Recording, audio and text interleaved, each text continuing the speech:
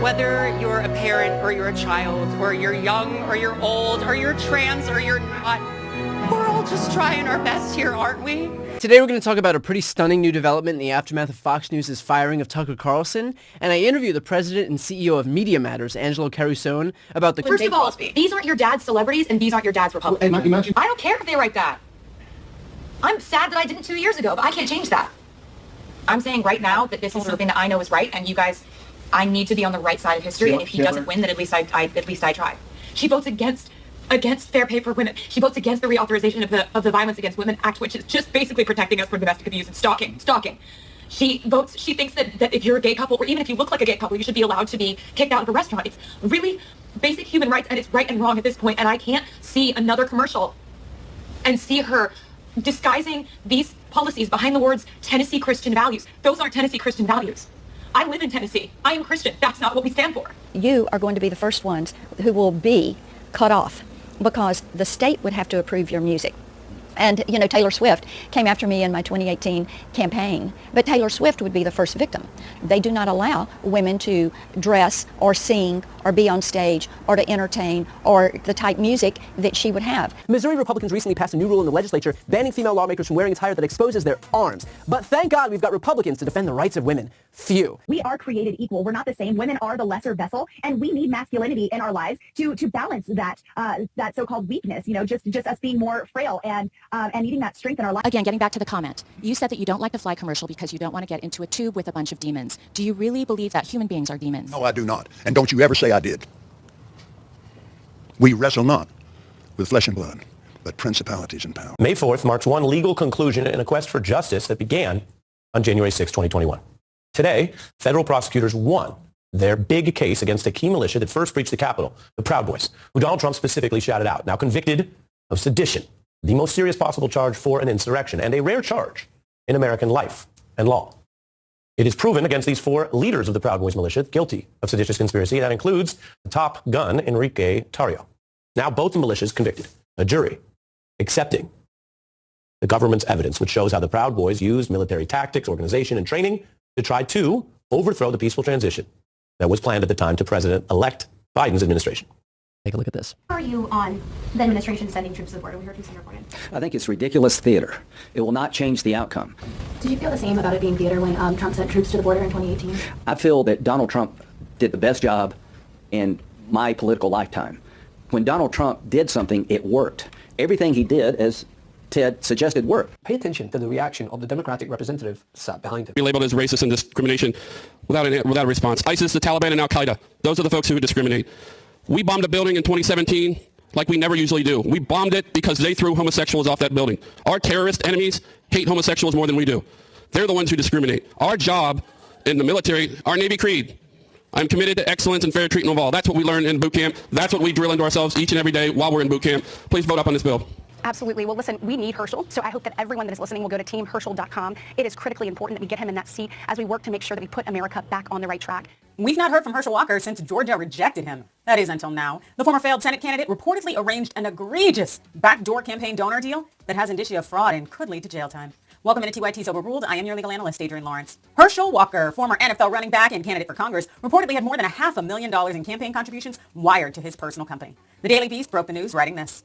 Emails obtained by the Daily Beast and verified as authentic by a person with knowledge of the exchanges show that Walker asked billionaire industrialist and longtime friend Dennis Washington to wire $535,000 directly to that undisclosed company, HR Talent LLC. And the emails reveal that not only did Washington complete Walker's wire request, he was under the impression that these were, in fact, political contributions. Not only is this amount far in excess of federal limits on campaign finance donations, but also violates campaign finance laws because it did not go to one of the Walker campaign accounts that was authorized, which would have been Team Herschel and 34 and 22. And the thing is that Herschel Walker knew that. Fashion, the final frontier. These are the voyages of the starship Balenciaga. Balenciaga is the guiding principle on which Starfleet is based. And if you can't find it within yourself to stand up and wear Balenciaga, you don't deserve to be at this fashion show. All right, welcome back to the channel. Today, this video will be a little different. We are going to do a follow-up on what happened when that couple bursted into the garage door just because they got into it with some kids. We will be taking a look at the response videos as well. Now, just a reminder, this is just news. The people I mentioned are innocent until proven guilty. So a little backstory on the person that's identified in the video is Natalie and her boyfriend, Mark Hammond. Look at me. Oh, look. Hey, what are you doing? Don't touch me. You flip me off again? I don't give a all of y'all. son, You flipped us off. We're little kids. You flipped us off, man. No, we don't kill me in our house. Where are your parents? See, exactly. You broke our door. I didn't do anything. Yes, it was you. No, I did not. It was you. When was this? Last week. I am, because I don't feel safe with you touching me. You know what? You touching me. Flipping us off. Oh, did you speak out again? Let's see if oh, look, it works. Can you please get up? I will come tomorrow. No, I didn't do he's anything. got all that, his Asian people there. Hey! No. Didn't you just do that? What the? Don't mess with us. Yo, call the fucking police, bro. So according to reports, since Natalie Church had a history of crime and wrongdoing, she got into more trouble after the video came out. Natalie was once arrested for breaking into a house with the goal of committing a sex crime.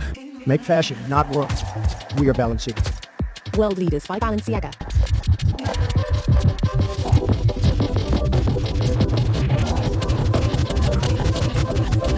The problem with Washington, D.C. is it's so disconnected from real America and real Americans. I think they're so disconnected, I don't know if we can get them right back on track. But actually, I don't want them right back on track. I want to impeach many of them. Yes, please.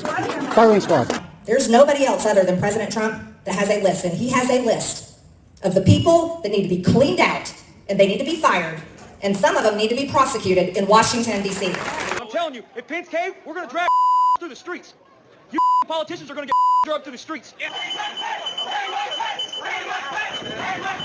This talk is deadly serious, and it's being repeated out loud among people on the far right who cheer on their far right leaders. This is frightening stuff even when it comes from imbeciles. Historians say it smacks of fascism, and it has already normalized the idea that debating your opponents is for losers, and that actually canceling people you disagree with is now the way to go.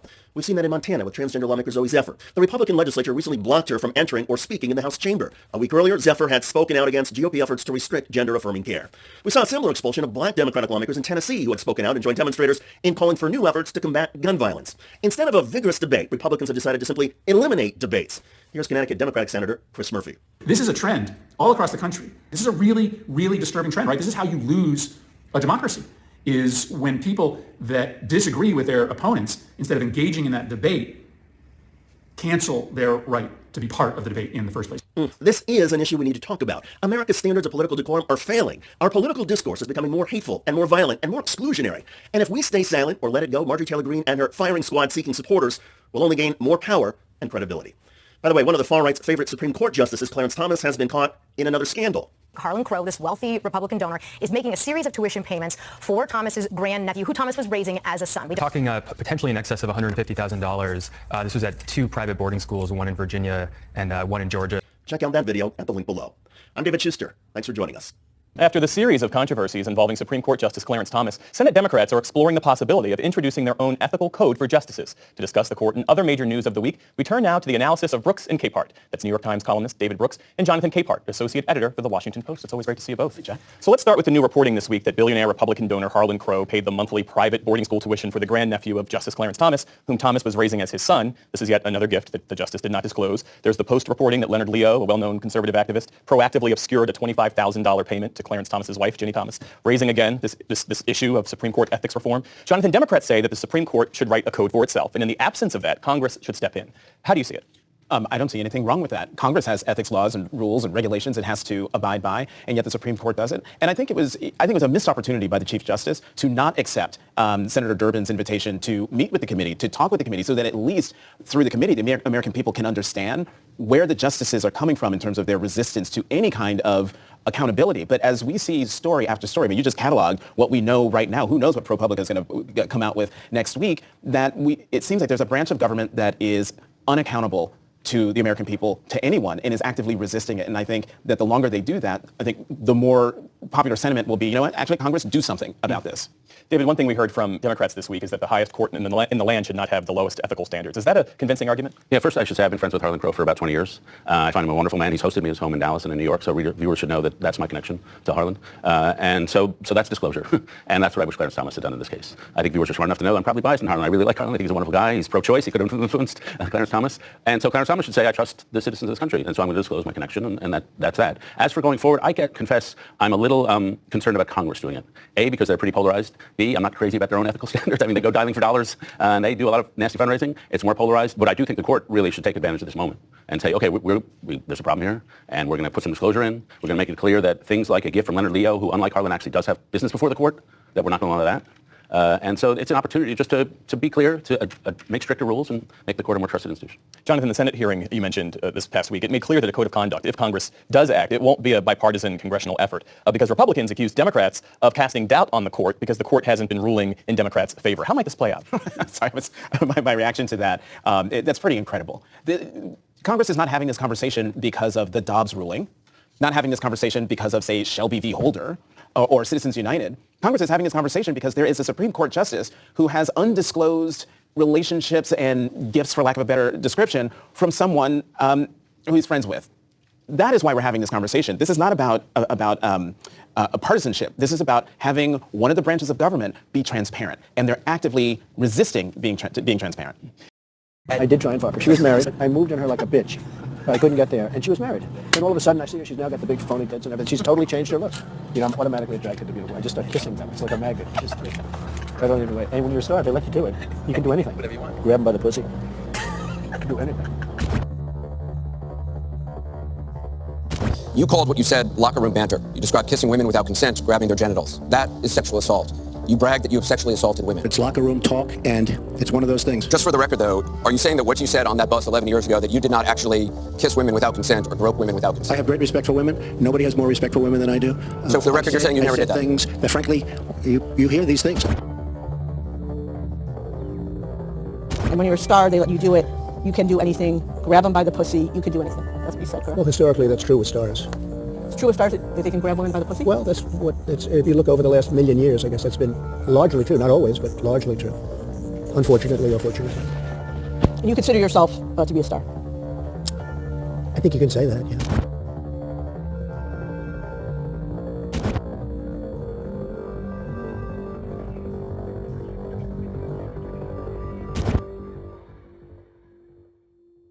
So remember that bill that was introduced in Texas to make sure that college kids couldn't vote on college campuses? Well, a group of Gen Z voters is preparing to sue Texas Republicans. Awesome. Republicans, listen, I'm going to help you this one time only, a message from Gen Z, so listen up. This is called the found and find out theory. You found, you're going to find out. Leo Friedman, Newton. Notice Governor Kim Reynolds did not smile with the I Read banned books guy and looked visibly bothered by the stunt. And she's smiling again here, but won't be for long.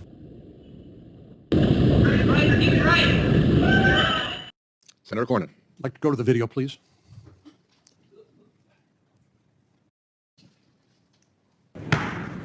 Video, please come to order. Judge? I think something is dreadfully wrong with this country. This is a circus. It's a national disgrace. And from my standpoint, as a black American, as far as I'm concerned, it is a high-tech lynching. Only Supreme Court justices refuse to allow their conduct to be investigated or reviewed.